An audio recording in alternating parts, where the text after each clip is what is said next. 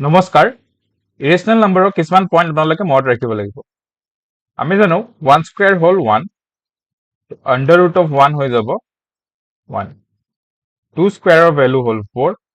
so under root of 4 হৈ যাব 2 3 square হ'ল 9 সো আন্ডাৰ ৰুট অফ 9 তাৰ ভ্যালু হৈ যাব 3 4 স্কয়াৰ হ'ল 16 সো আন্ডাৰ ৰুট অফ 16 হৈ যাব 4 5 স্কয়াৰ হ'ল 25 so under root of 25 তাৰ value হৈ যাব 5 6 square হ'ল 36 so under root of 36 তাৰ value হৈ যাব 6 7 square হ'ল 49 so under root of 49 তাৰ value হৈ যাব 7 okay 8 square হ'ল 64 so under root of 64 হৈ যাব 8 9 square হ'ল 81 so under root of 81 হৈ যাব 9 10 square whole 100 so under root of 100 হৈ যাব 10 11 square whole 121 so under root of 121 হৈ যাব 11 12 square whole 144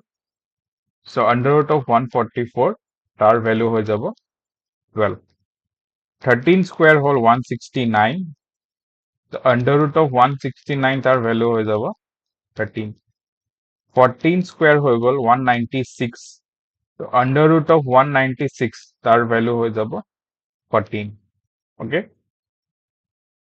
15 square whole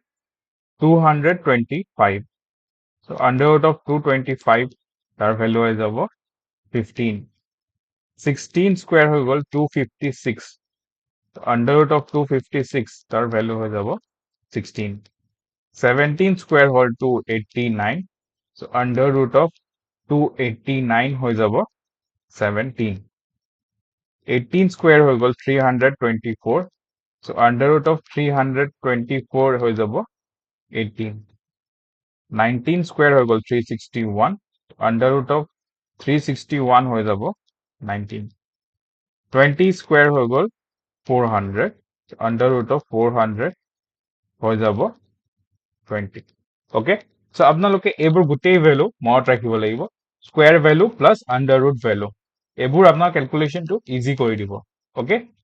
next পইণ্টটো হ'ল আমি এতিয়া কিছুমান ভ্যালু মনত ৰাখিব লাগিব যেনে ৰুট 2 ৰ ভ্যালু হ'ল 1.41 ৰুট 3 ৰ ভ্যালু হ'ল 1.73